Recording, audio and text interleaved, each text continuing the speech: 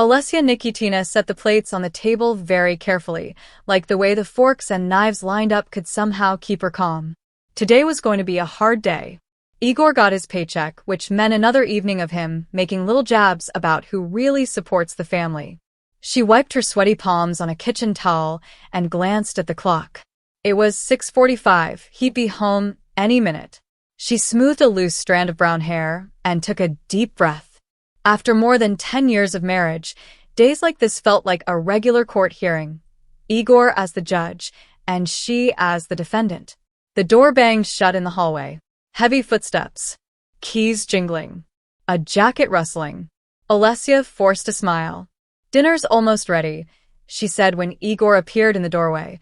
Tall, light brown hair slicked back, tie already loose. "My little spice," he muttered, kissing her cheek. He smelled of expensive cologne and a bit of alcohol. "Hope you made something decent." "My day was terrible."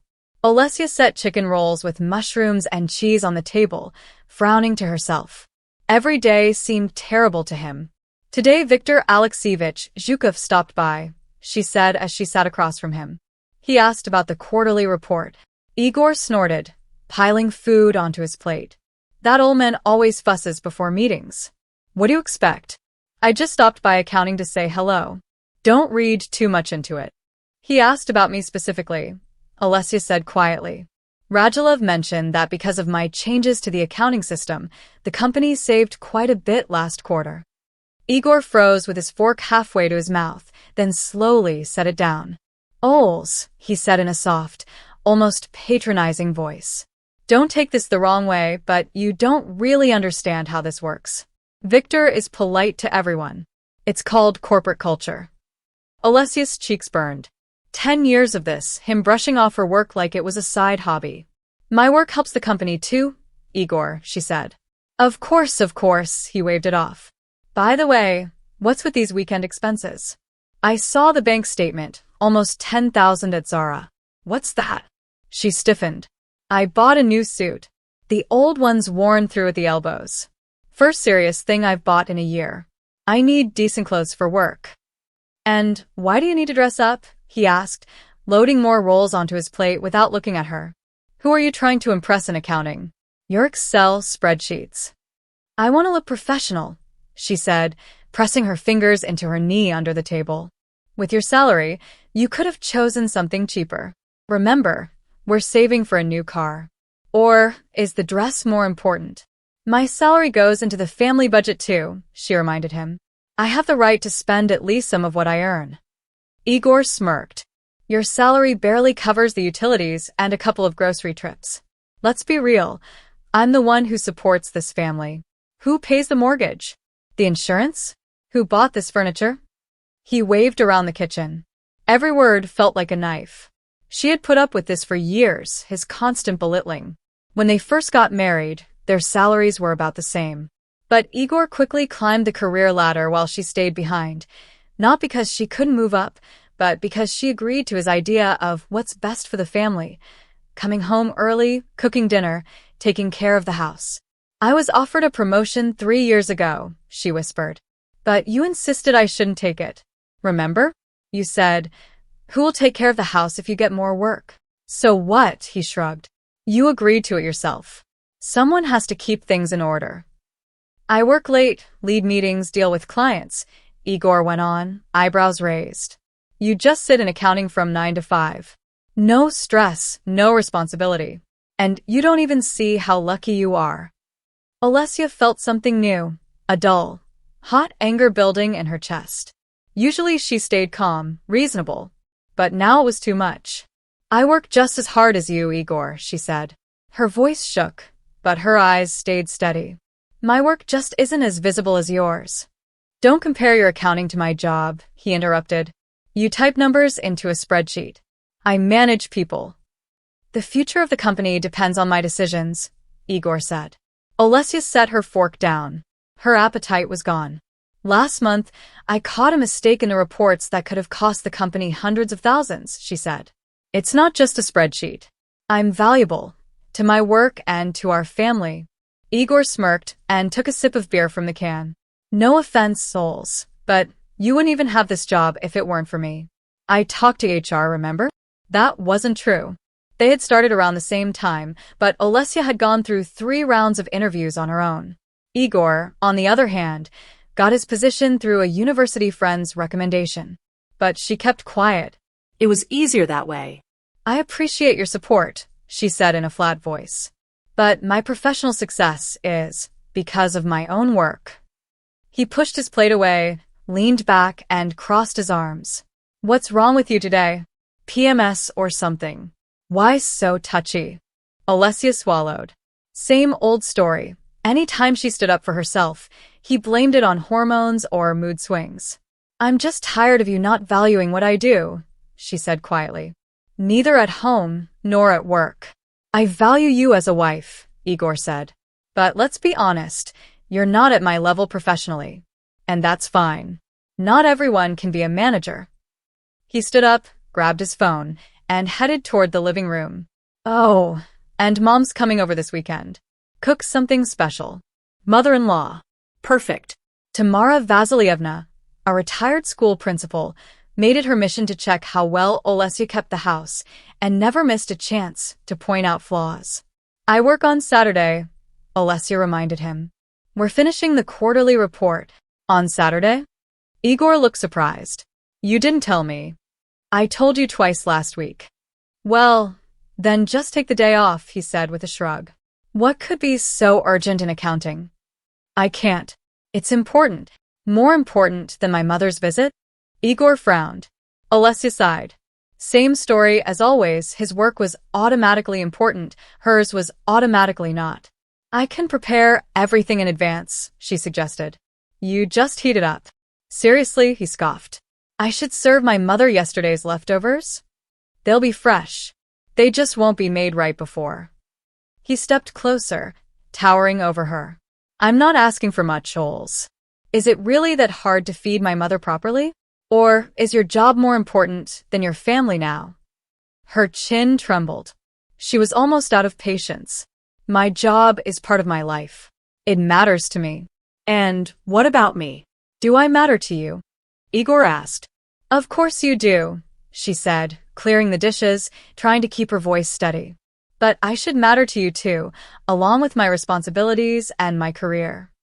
What career? Igor snapped. You've been shuffling papers in the same place for 10 years. That's not a career. A plate slipped from her hands and smashed on the floor. She stared at the shards as if looking at the remains of her hope for mutual respect. Yes, maybe I've been in one place for 10 years, she said slowly. But that doesn't make my work meaningless. And it certainly doesn't mean I'm living off you. Really? Igor laughed bitterly. Who pays most of the bills? Who bought this apartment? Who pays the mortgage? The car? We're married, Igor. Those are our shared expenses, Olesya said, her voice shaking but firm. And I contribute my share too. Your share is tears, Igor snapped. I earn 3 times more than you, because you never let me grow. Olesya blurted out before she could stop herself. Even she was shocked by her own courage. Every time I had a chance for a promotion, you found a reason for me to say no. Igor flushed red. I did it for us. For the family. Someone had to take care of the house. You want me to cook and do laundry after work? That means I don't work all day? Olesya's voice rose. I work too, Igor. Then I rush home, cook, clean, iron your shirts, plan our budget. None of it matters to you. All you care about is that my salary is smaller. Enough, Igor barked, slamming his fist on the table. Stop living off me and complaining. I work like crazy to support us, and all you do is whine. The words hung in the air, sharp and dangerous, one step away from violence. Olesya felt her eyes fill with tears, but she forced them back. Not now. She wouldn't give him that satisfaction. I've never lived off you, she said quietly but firmly. And I never wanted to. I just wanted you to respect me. My work. Me. But clearly, that's too much to ask. She turned and walked out, leaving Igor standing in the kitchen among the shards of broken dishes, like the broken pieces of her hope for equality. In the bedroom, she closed the door softly and leaned against it. Only then did she let herself cry. How long had she been putting up with this? How many times had she let him crush her self-confidence, her professional pride? Stop living off me. Those words burned inside her. Unfair, cruel, meant to humiliate. She walked to the dresser, wiped her face, and looked in the mirror. 34 years old, but she looked 40. Dark circles under her eyes. Lines from constant tension. Slouched shoulders. When did she become like this? When did she stop fighting for herself? Her phone buzzed. She picked it up without thinking, expecting a message from a coworker. But the name on the screen made her heart race. Viktor Alexievich Zhukov, the CEO. Calling personally. And in the evening. Good evening, Viktor Alexievich, she said, trying to keep her voice steady. Olesya, I'm glad I reached you. Sorry to bother you after hours, but this is urgent. It can't wait until tomorrow. She sat on the edge of the bed, focusing. Of course. I'm listening. I've reviewed your work on optimizing the accounting system. Very impressive. But what really caught my attention was your analysis of the logistics processes in your last report. Olesya's breath caught. That was her personal project, something she did in her own time. A month of research, spotting weak points in logistics, collecting data, creating diagrams. No one had asked her for it. Thank you, she said softly. I just thought it might be useful. Useful is an understatement, Viktor said warmly. Your calculations could save the company millions. So, I've decided to restructure. We're merging the finance and logistics departments into a new department of operational efficiency. And I want you to run it. Olesya froze. Run it? Yes. You've shown not only financial expertise, but a deep understanding of logistics. Your strategy is exactly what the company needs now. A thought hit her. The logistics department. Igor's department. If she accepted, that would mean… Yes, Viktor said, as if reading her mind. All current department heads, including your husband, will report to you. I understand this might cause tension at home, but my decision is based only on professional ability. And you, Olesya, are exactly the person we need right now. Footsteps sounded in the hallway. Igor was talking on the phone, voice low and irritated. Probably about her. When do you need my answer? Olesya asked, sitting up straighter. Tomorrow morning would be best. I understand it's not an easy choice. I agree, she cut in, surprising herself with how quickly she decided. There was a short pause on the line. Are you sure? Maybe want to talk it over with your husband? Stop living at my expense, flashed in her mind. I'm completely sure, Viktor Alexievich. I can start tomorrow. Excellent, he said with a smile in his voice. I'll see you at 8 in my office. We'll go over the details and prepare an announcement for the team. Olesya thanked him and hung up. She still couldn't believe it. Olesya Nikitina, quiet accountant, was about to become the head of a new combined department. And her own husband would be one of her subordinates. She heard footsteps in the hall. Igor heading to the bathroom. How would he take it? Support her? Or see it as humiliation? Deep down, she already knew. But for the first time in years, that didn't stop her. It was time to stop living by someone else's rules. Time to stop letting her work be dismissed. Time to prove what she could really do. The next morning, she woke before her alarm. Igor slept soundly beside her, unaware how much this day would change. Last night, they'd gone to bed at different times, no good night from either of them. Silence had become as normal as payday dinners. Olesya slipped out of bed quietly. She needed time to think. Today was her first day in the new role, her first day as her husband's boss. In the bathroom mirror, she noticed she looked different. Eyes clearer, back straighter. She pulled out a dark cherry suit with a perfect cut, the one Igor had once criticized. Putting it on made her feel strong. When she came out, Igor was on the edge of the bed, scrolling his phone. You're up early. And dressed like you're going to a parade. Something special, he asked. Olesya hesitated. Should she tell him? No. The announcement would come from Viktor Alexievich. It's just an important day, she said vaguely. Want me to make breakfast? No need, he replied, getting up. I'll grab something on the way. I've got an important client meeting today. Olesya nodded. He had no idea how important this day was for both of them. The Axis Grand Office was in a modern building on the edge of the city. In reception, Viktor Alexeyevич's secretary greeted her with a warm smile. "Good morning. He's waiting for you." Inside, Viktor Alexeyevich, tall, silver hair at his temples, sharp eyes, stood to greet her. "I'm glad you came early," he said. "Please sit. Coffee?" "No, thank you. I had some at home." He nodded and got straight to the point. "I've been following your work for a while. You're one of the most underrated people here. What you've done with the accounting system deserves real recognition." "Thank you," Olesya whispered, blushing at the praise. "There's nothing to thank me for," he said. "I'm just stating a fact. Your potential is far above your current role, and now I can fix that." He placed a folder in front of her. "Here's everything about your new position, Director of the Operational Efficiency Department. You'll manage finance, logistics, and purchasing. 34 employees in total." Olesya opened the folder and saw her name directly under his and above all department heads, including Igor. "That's a big responsibility," she said. "One you'll handle well," he said with confidence. "At 10 o'clock we'll hold a general meeting to announce the reorganization." "And about a special case," she began. "I remember," Viktor Alexeyevich nodded. "Igor Nikitin, head of logistics. Your husband." "The situation isn't typical," Viktor Alexeyevich said, "but it's not unheard of. The main thing is to keep everything professional. I'm sure you can handle it." The big conference room on the 12th floor was slowly filling with people. Olesya noticed Igor walk in with his logistics team. He looked relaxed until he saw her sitting at the head table next to Viktor Alexeyevich. His eyebrows shot up and his eyes narrowed in surprise. At exactly 10 o'clock, Viktor stood and began speaking. "Good morning, colleagues. Thank you for coming. Today I want to announce an important change in our company structure." He briefly explained the new optimization strategy, then got to the point. "To make this work, we're creating a new position, Director of the Operational Efficiency Department.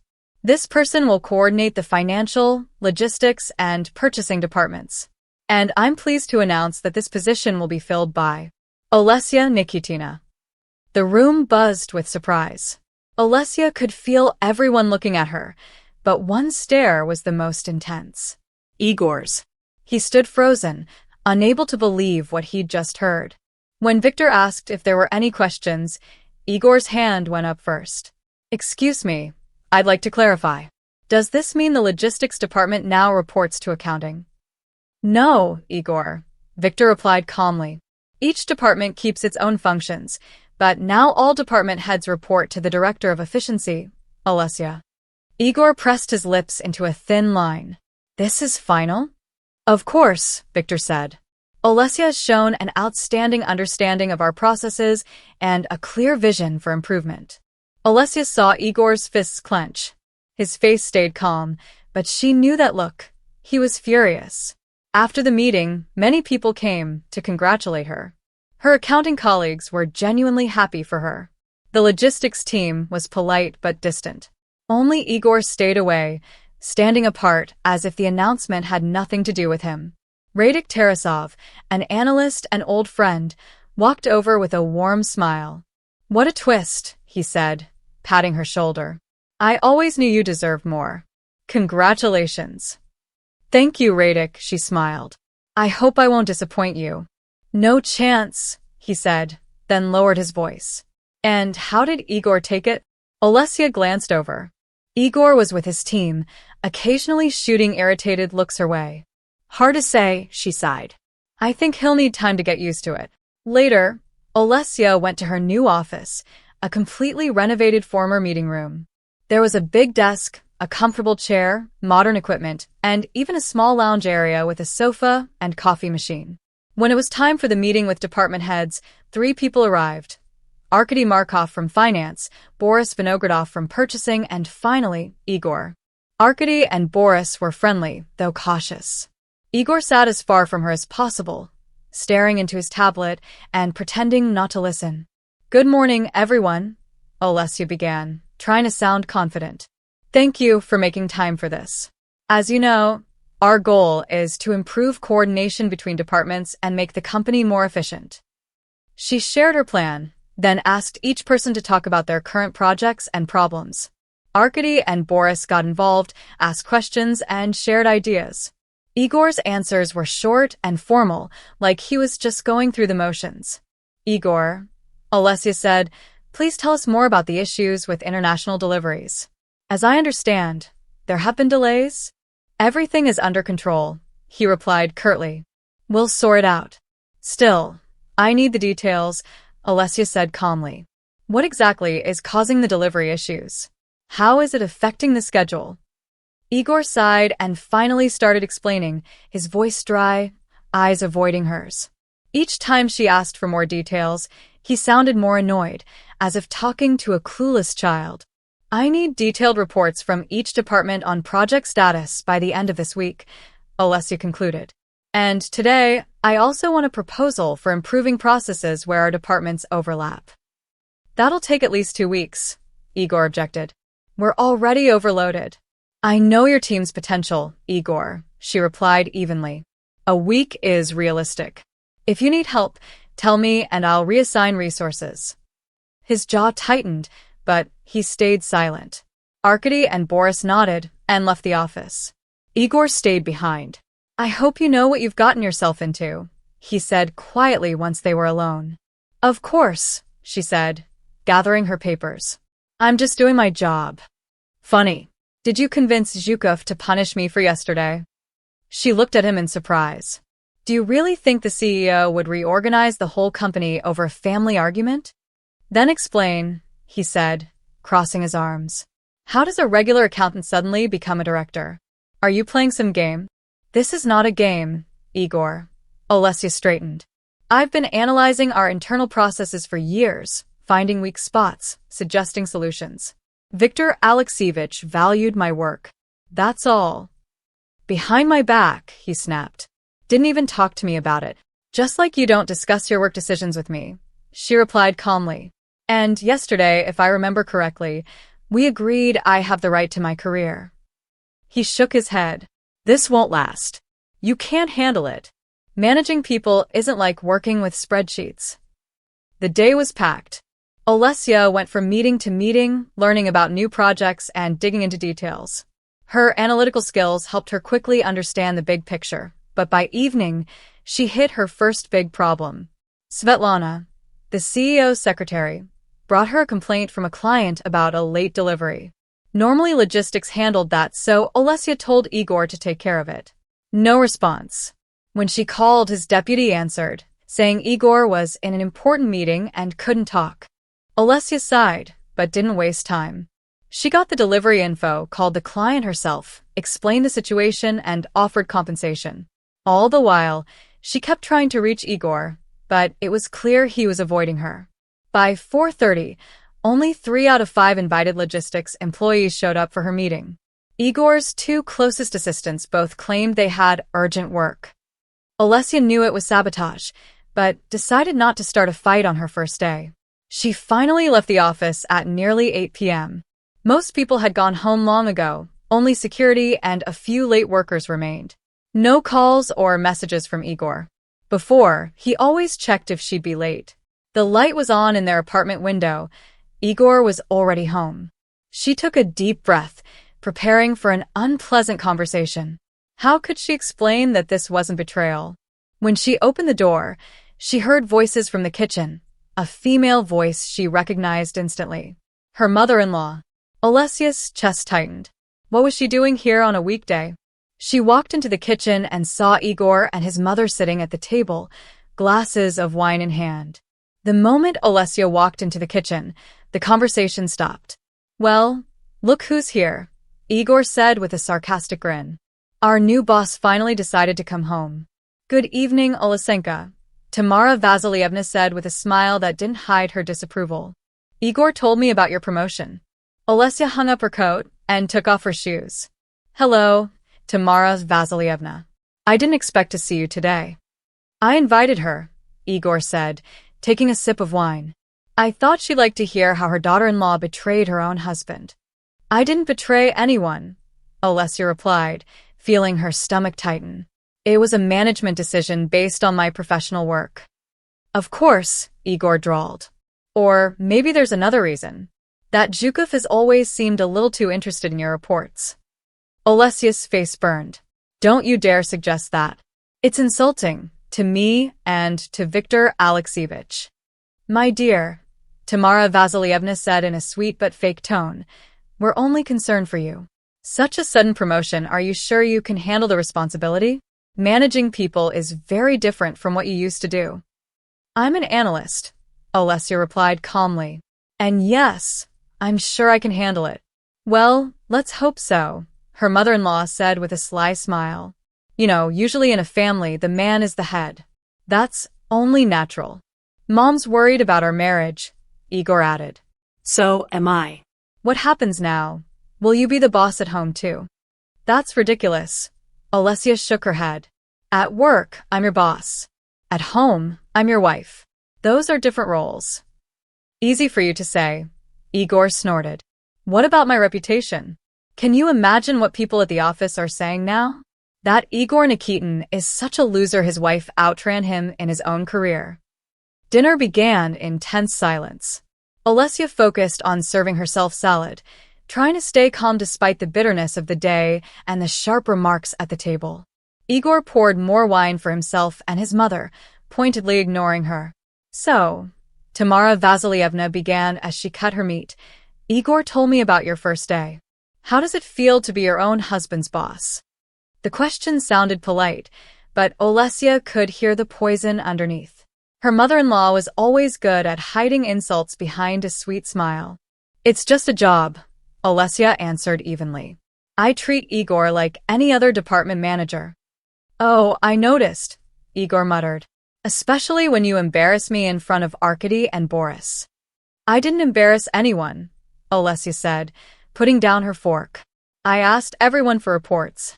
You are the only one who handed me a note saying my deadlines were unrealistic. You don't understand how logistics works, Igor raised his voice. You just want to make me look stupid. Igor's right, Tamara Vasilievna said, pursing her lips. Being a leader isn't just about giving orders. You have to understand people and know what they can handle.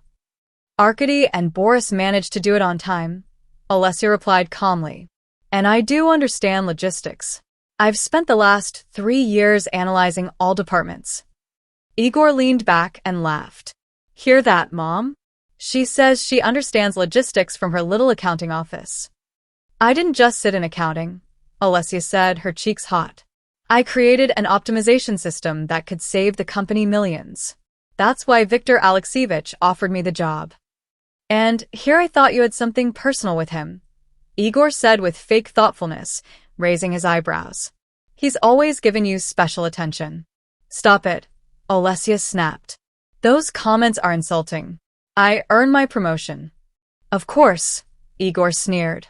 It's just a coincidence they picked you, not someone with management experience, not a department head, just a simple accountant. I'm an analyst, Igor. They picked me because I know how to improve processes. Management liked my ideas. I'm sure you impressed him a lot, Igor said, making a rude gesture only Olesya saw. Stop it, she whispered. Your mother is here. Mom understands. She knows how the world works. Women often get what they want in their own way. Tamara Vasilievna cleared her throat but didn't stop him. You're drunk and talking nonsense, Olesya said, trying to stay calm. I'm not going to talk about this in that tone. And what tone do you want? Igor leaned closer, his voice sharp. Like in the office? I expect the report by the end of the day, he mocked her voice. Enough. Olesya stood up. I won't put up with this at work or at home. Where are you going? Igor stood too, his face red from wine and anger. This is over for me. I won't listen to insults and vulgar talk from a drunk. Olesenka, Tamara said with fake concern. Igor's just upset. It's hard for a man to take orders from a woman, especially his wife. It's against nature. And humiliating your wife. Saying she slept with her boss for a promotion. Do you think that's natural? Olesya shot back. I didn't say that, Tamara protested. But maybe you should think about your priorities. A career is fine, but family comes first, right? Why should I be the one to change my priorities? Olesya asked quietly. Why not, Igor? Because I'm a man, Igor barked, slamming his fist on the table so hard the dishes rattled. I'm the head of this family. I paid for this apartment, your car, your clothes. I worked while you sat in your accounting office. I've always worked too, Olesya said, holding back her anger. Just because you earn more doesn't mean my work didn't matter. And it doesn't give you the right to treat me like property. You don't know real work, Igor sneered.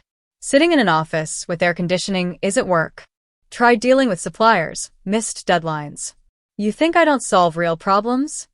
Olesya interrupted. Who handled that customer complaint when you were too busy to answer the phone? Any intern could have done that. Igor laughed bitterly. But no, our new boss just had to show off for Zhukov again. I did it because you didn't do your job, she said steadily. And stop talking about Viktor Alexievich like that. It's disgusting. And what about your behavior? Igor stepped closer, reeking of alcohol. Betraying your husband, taking his job, embarrassing him in front of colleagues. I didn't betray anyone or take anything. I earned my position. If you don't like it, that's your problem. Oh, so you think you're better than me? Always have. That's not true. I respected you and your work. You didn't respect me. And now that I've achieved something, you're trying to pull me down. Why did my wife become my boss? Why is everyone whispering about me now? There's the man who got shut up by his own wife. No one's saying that. It's in your head. People respect professionalism, not titles. Don't tell me what people think. Igor barked, grabbing her shoulder. I see how they look at me. Igor, let go. You're hurting me. Son, Tamara said, her voice finally serious. Calm down. No, Mom. She needs to understand. She ruined everything. My reputation, my career, our marriage. You're the one ruining everything, Olesya said, trying to break free. Let me go right now. Oh, and if I fire you, you'll run crying to your Zhukov? He sneered. Let me go, she whispered, tears forming, not from pain, but from humiliation. Not until you apologize for betraying me. I have nothing to apologize for. I earned my place honestly. If that hurts you, it's your pride, not me. That was the last straw. Igor suddenly raised his hand and slapped her hard across the face.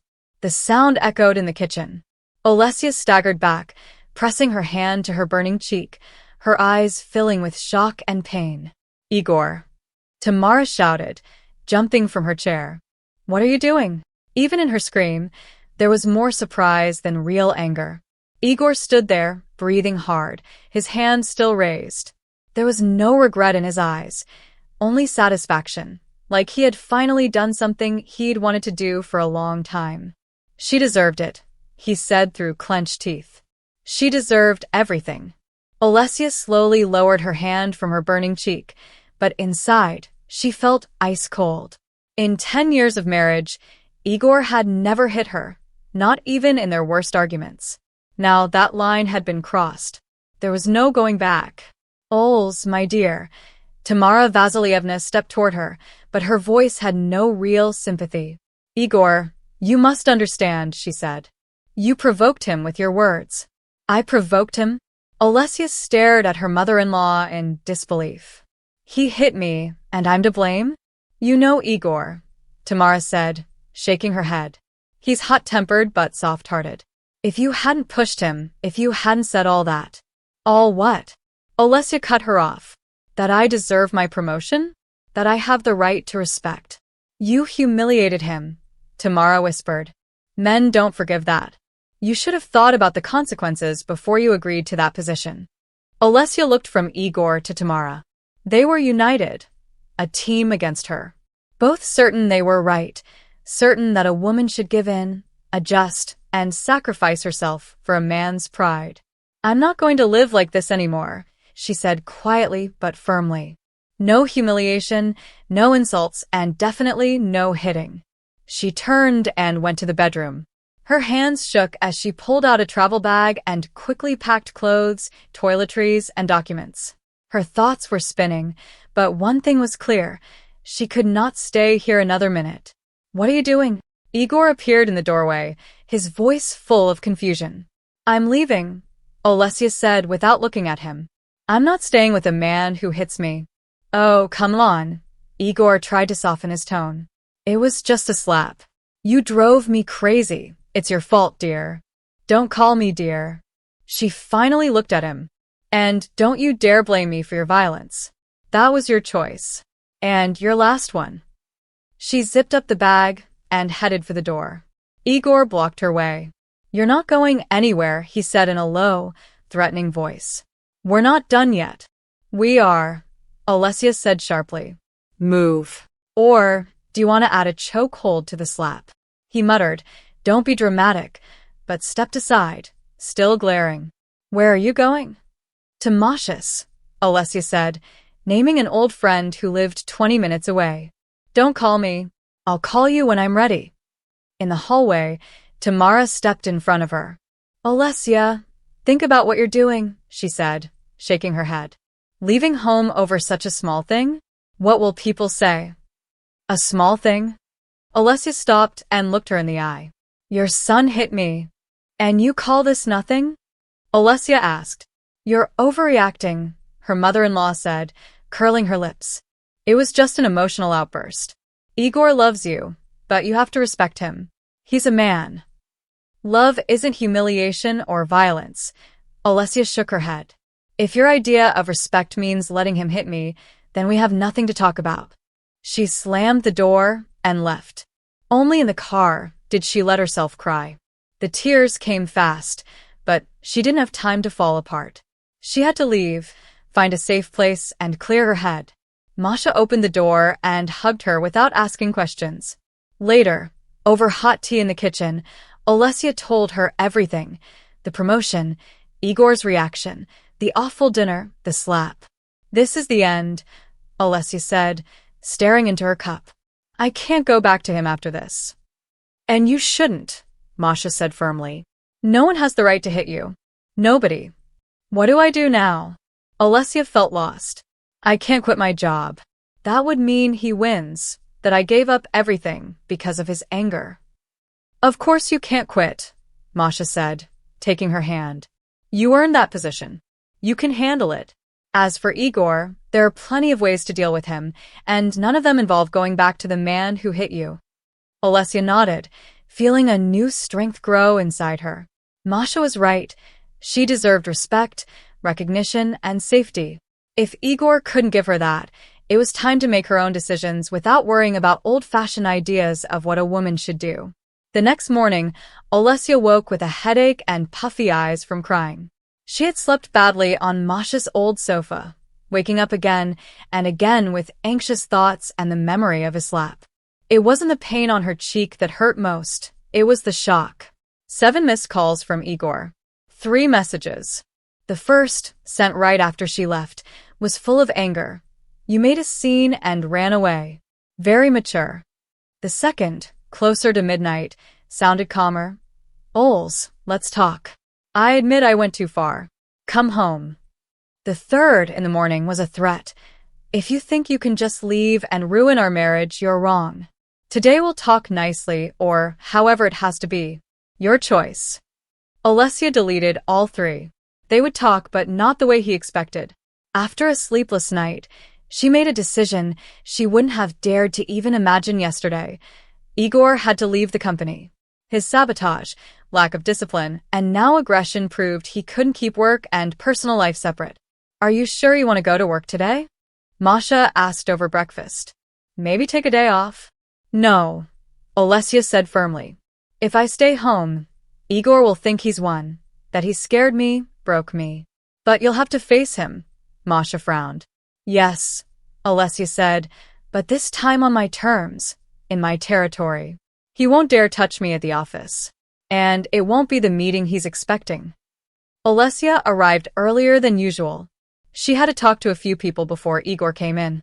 First was Grigory Selin, the corporate lawyer, a precise man with gray at his temples and a reputation for following the rules to the letter. Grigory stood to greet her, but froze when he saw her face. What happened to your cheek? He asked. Olesya automatically touched it. She had tried to hide the mark with makeup that morning, but it hadn't worked. That's part of what I want to talk to you about, she said, taking a seat across from him. I'm in a difficult situation, and I need your advice, Olesya began.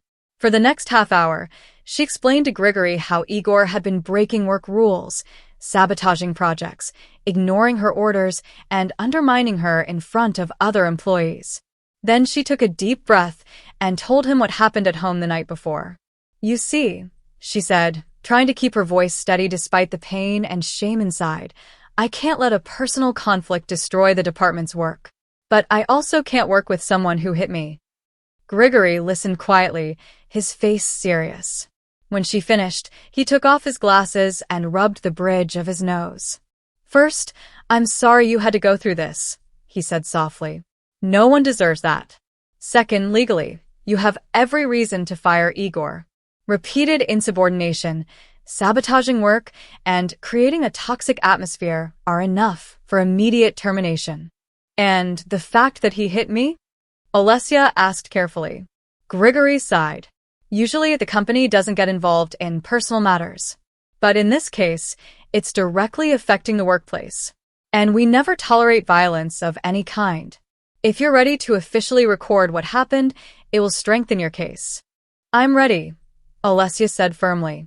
I won't stay silent and pretend nothing happened.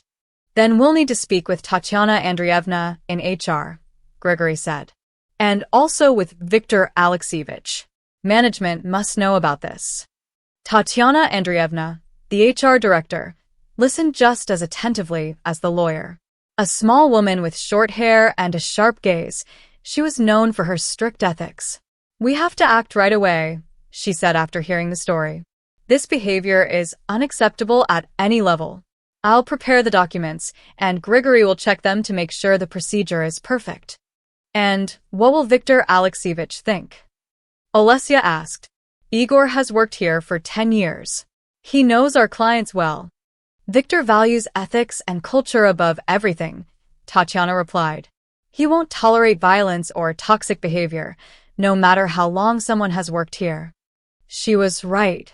When Olesya met with Viktor Alexievich, his reaction was even more supportive than she had expected. This is completely unacceptable, he said, shaking his head. I didn't give you this position so you would face disrespect and resistance.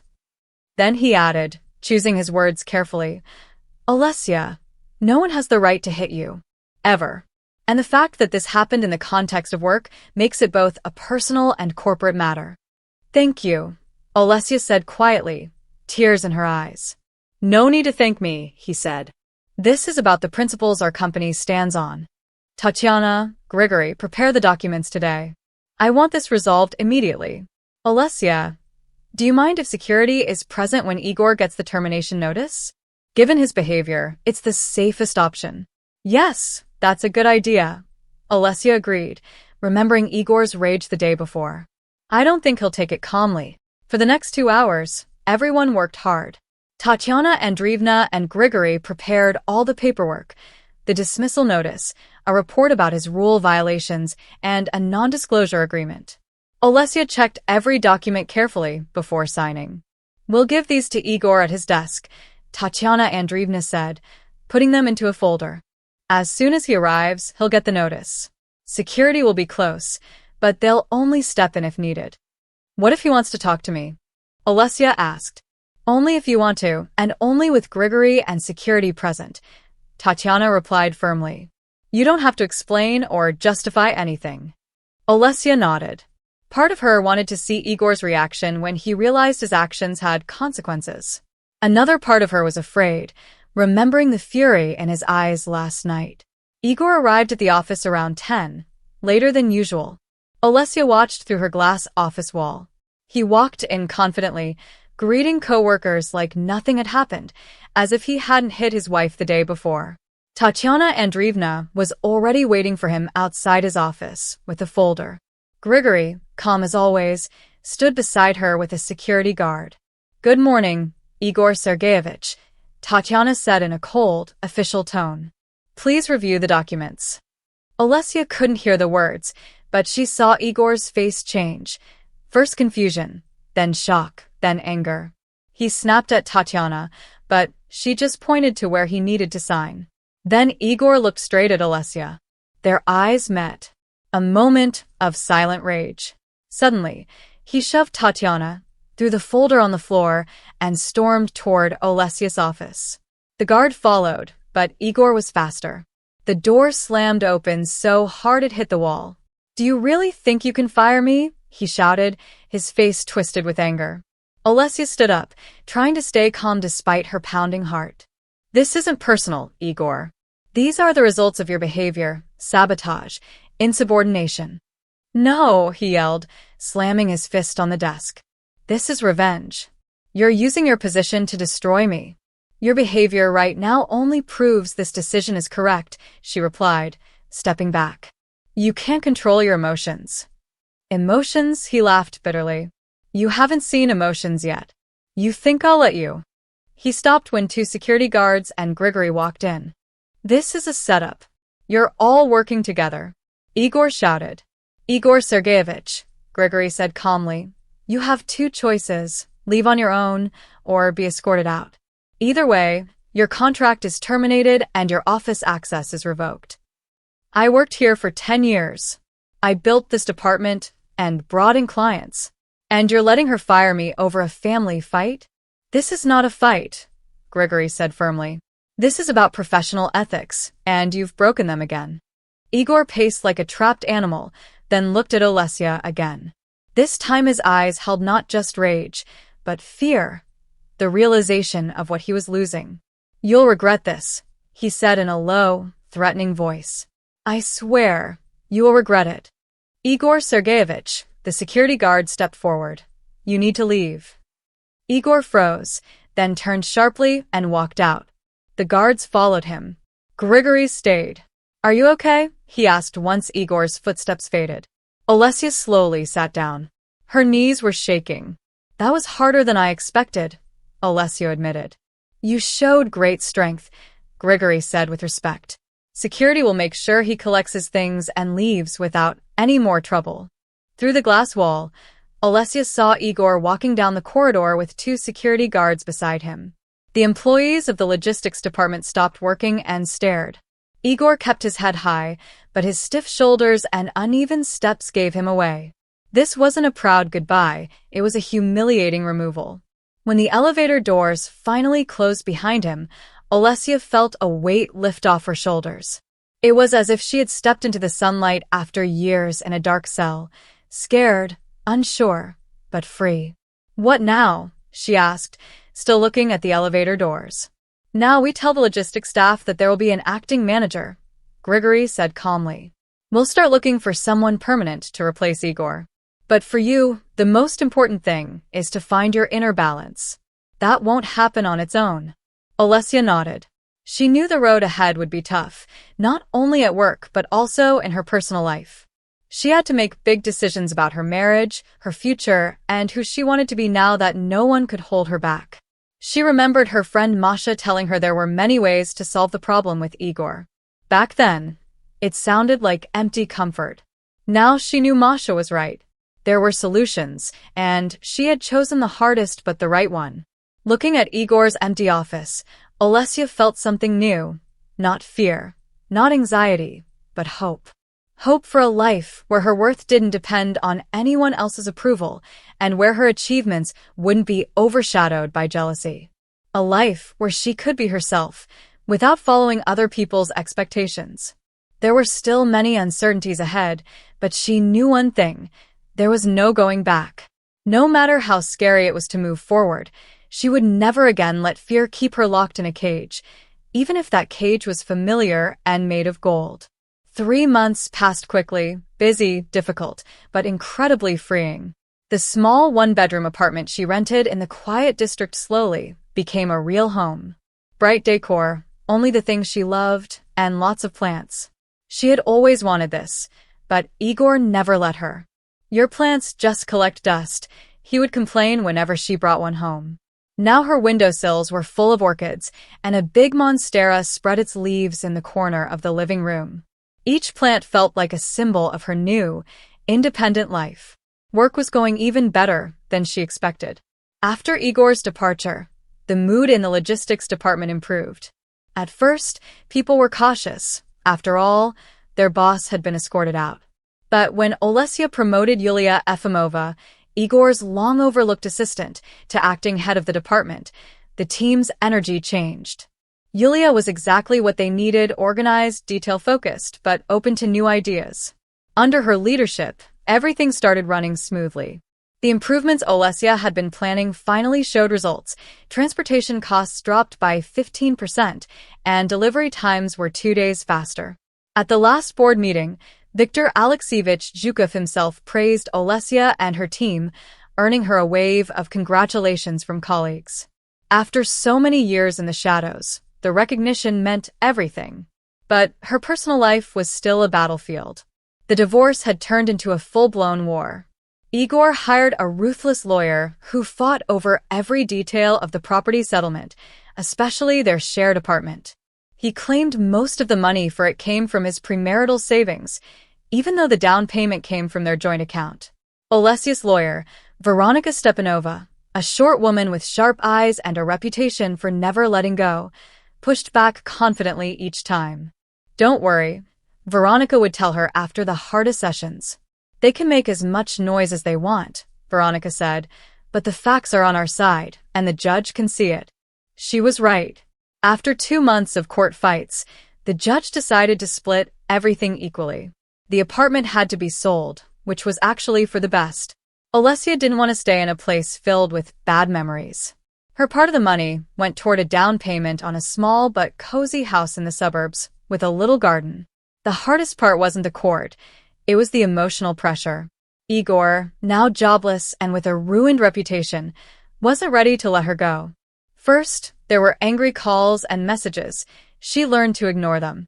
Then he started using mutual friends, telling them that she ruined his career out of revenge and used her position to punish him. Some old friends believed him and stopped talking to her. The worst loss was the Antipov family, close friends for many years. One day, Ekaterina Antipova called after talking to Igor. "How could you do this to someone who's done so much for you?" she asked. Olesya tried to explain the years of humiliation, the slap, the sabotage at work. But Ekaterina replied coldly, "Sounds like an excuse. Igor always seemed like a perfect husband. It's hard to believe he'd do something like that." After that, Olesya stopped trying to explain herself. Those who wanted the truth could find it. The rest weren't worth her time or energy. Her mother-in-law, Tamara Vasilyevna, became a separate problem. She went around telling everyone that Olesya had fired Igor out of spite after a simple argument. He just raised his voice and she made a big scene out of it, she whispered dramatically. She always seemed quiet, but she's a real snake. Olesya found out about this from Nelia, Igor's cousin, who still treated her kindly. "Don't take it to heart," Nelia told her after a family dinner Olesya wasn't invited to. Aunt Tamara and Igor's ex, Rita, talked badly too. But they eventually moved on. Nelia was right, but it still hurt. For 10 years, Olesya had tried to be the perfect daughter-in-law, cooking Tamara's favorite dishes, listening to endless advice, accepting criticism about her looks and housekeeping, and in return, she got lies and manipulation. Over time, though, even that pain started to fade. Olesya began reading, listening to lectures, and writing notes, anything to help her understand one important truth: other people's opinions don't define your worth. She read a line that stayed with her. "You can't control what others say about you, but you can control how you react." Day by day, she learned to let go of the past. Every small victory mattered, not jumping when her phone beeped, enjoying morning coffee, taking walks in the park. She even started a new hobby she'd always wanted to try: watercolor painting. Today was special, 3 months since her divorce became official. She decided to celebrate with a small dinner at her favorite restaurant, with a few friends who had stayed close through everything. Masha, her loyal friend, Radik from the office, who turned out to be more than just a coworker, and maybe Nelia, if she could get away from family obligations. The restaurant Laurel Leaf, was known for its Mediterranean food. Olesya picked a table at the back, away from the windows and door, an old habit she hadn't shaken yet. Deep down, Olesya still worried Igor might show up unexpectedly. Masha arrived first, glowing in a bright yellow dress and holding a bouquet of wildflowers. "Happy 3 months of freedom," she said, hugging Olesya. "You look amazing today." "Thank you," Olesya smiled, taking the flowers. She really had changed. The dark circles under her eyes were gone, replaced by a healthy glow. She even started wearing brighter clothes, leaving behind the dull colors Igor preferred. About 15 minutes later, Radek came in, a little out of breath. "Sorry I'm late," he said, sitting down. "Viktor Alexievich stopped me with an urgent question just as I was leaving." "It's fine," Olesya smiled. "I'm just glad you came. I'll always make time for you," Radek replied seriously. "You've been through so much. It's good to see you healing." They ordered food, a bottle of wine, and the conversation flowed easily. Masha talked about her new job at a design studio. Radek shared office news, carefully avoiding Igor's name. Olesya mostly listened, enjoying the moment and feeling grateful for their support. Nelia never showed up. She sent a text apologizing. The family dinner ran long, and she couldn't find an excuse to leave. "She's afraid of Tamara Vasilyevna," Olesya explained. "Actually, Igor's whole family is afraid of her, even Igor. Remember how different he became around her?" "Yeah," Masha nodded. "He got ruder, more bossy." "I remember," Olesya said. "I've read it's a classic toxic family pattern. Tamara raised him to think women are beneath men, and he carried that into our marriage." "That's still no excuse," Radek said firmly. "Plenty of people grow up in messed-up families and don't hurt others." "Of course," Olesya agreed. "I'm not excusing him. I just want to understand, so I don't repeat the same mistakes." Masha raised her glass. "To your future, may it be bright and free from toxic people and relationships." They clinked glasses. Warmth spread through Olesya, not from the wine, but from gratitude, hope, and excitement for a new chapter in her life. The evening was pleasant, until Olesya noticed a familiar figure at the door. Her heart sank, then raced. Igor. And he wasn't alone. Tamara Vasilyevna stood beside him, dressed to impress in a pearl necklace. "What is it?" Masha asked, seeing Olesya's expression change. "Igor," she said quietly. "With his mother." Radek turned to look. Well, this isn't random. Someone told them you'd be here." "Nelia," Olesya sighed. "Not on purpose. She probably just mentioned it, and Tamara figured it out." "Do you want to leave?" Masha asked, already half standing. "We can go to my place." Olesya thought for a moment, then shook her head. "No. I'm not letting them control my life anymore. If they come here, we'll deal with it. If not, we keep eating." Of course, Igor walked over. He spotted them almost right away, said something to his mother, and headed for their table. Tamara stayed near the entrance, watching with a smug expression. "Olesya," Igor said, stopping at the table with an awkward smile. What a surprise. He looked worse than she remembered, thinner, unshaven, and wearing an expensive suit that now hung loosely on him. "Unexpected, yes," Olesya replied coolly, not offering him a seat. "Hello, Igor." "Hello, Radek," he nodded to his old colleague, pointedly ignoring Masha. "How's work at the office?" Viktor Alexievich already knew he'd made a mistake by firing me. "In fact," Radek said calmly, "the logistics department has had its best results in the last 5 years. Yulia is doing an excellent job." Igor grimaced like he'd just swallowed something bitter. "Yulia," he repeated with contempt. "I always knew she was after my job. This was all your plan, wasn't it?" Olesya shook her head. "I chose Yulia because she's competent and professional. Unlike you, she doesn't sabotage the department over personal grudges." Igor opened his mouth to argue, then stopped. He ran his hand through his hair, a sign he was nervous. "Listen, I didn't come here to fight," he said in a lower voice. "I want to talk to you alone if possible." "I have nothing to say to you, Igor," Olesya replied. Please, his voice turned pleading. Just 5 minutes. It's important. Olesya looked at her friends. Masha shook her head slightly, but Radek shrugged as if to say, your call. 5 minutes. Olesya agreed at last. But only here in the restaurant. She stood and walked to an empty table a few meters away, far enough for privacy, but close enough for her friends to step in if needed. Igor sat across from her, nervously tapping his fingers. You look wonderful, he began, forcing a smile. Your new haircut really suits you. Thank you, Olesya said coldly. What do you want to talk about? Realizing compliments wouldn't work, Igor sighed. I made a mistake, a huge one. My behavior, especially that night, was unforgivable. I should never have raised my hand to you. Olesya stayed silent. Part of her had once longed to hear those words, but now, hearing them, she felt only mild surprise. I lost everything, Igor went on. My job, my reputation, my apartment, you. And only now do I realize you were the most valuable thing I had. And you only realized that after losing everything, Olesya said flatly. Yes, Igor admitted, lowering his gaze. I know it sounds selfish, but I've really changed. I watch lectures, read about managing emotions, and I'm trying to work on myself. I want to be better, for us. Olesya raised an eyebrow. Or for yourself. Because as far as I know, you still can't find a decent job because of your reputation. Igor flinched. You've always been perceptive. Yes, it's hard for me, but I didn't come here to ask for help. I came to ask if we still have a chance. Can we start over?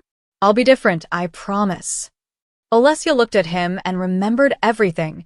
How he destroyed her self-esteem for years, controlled her every step, and hit her out of envy when she finally succeeded. No, Igor, she said at last. We don't have a chance. What we had, I wouldn't even call it love. It was dependence, control, and codependency, but not love. You can't say that. Igor's voice held a trace of his old irritation.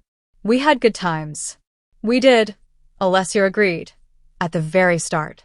But then you turned me into a shadow of myself, a woman afraid to speak her mind, make decisions, or show ambition.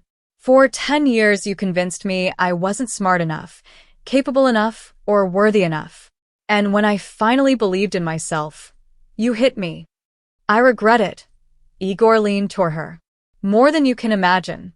Give me a chance to prove I can change. This isn't about giving you a chance. Olesya shook her head. It's about me not wanting to be with you anymore. I'm finally free. Free from your control, your manipulations, and the constant feeling I owed you something. And that freedom is too precious to lose. His voice trembled. You'd throw away 10 years over one mistake? Not one, Olesya said firmly. Hundreds of small humiliations. Your constant disregard. Never seeing me as an equal. And yes, the slap. That was just the last straw. Igor stared at her as if seeing her for the first time. In a way, the quiet, insecure woman he once controlled was gone. In her place sat someone strong and self-assured. You've changed, he said finally. I became myself again, Olesya replied, the person I always was before you convinced me otherwise. She stood, ending the conversation. Goodbye, Igor. I hope you really are working on yourself, but do it for you, not for me. We're done. She walked back to her friends, feeling his gaze on her. Everything okay? Masha asked, squeezing her hand. Yes, Olesya said with a genuine smile. It was an important meeting, like a final full stop. She glanced back and saw Igor walking toward the exit, where Tamara Vasilyevna waited. His shoulders sagged. His steps were heavy. He looked like a man who had finally understood the cost of his actions. Turning back to her friends, Olesya felt an unfamiliar calm. For the first time in years, she was free, not just from Igor, but from the guilt and self-doubt that had haunted her even after their breakup. To a new chapter, she said, raising her glass, and to never letting anyone decide our worth again. They clinked glasses. The clear, ringing sound felt like music, a pure note announcing the beginning of something beautiful.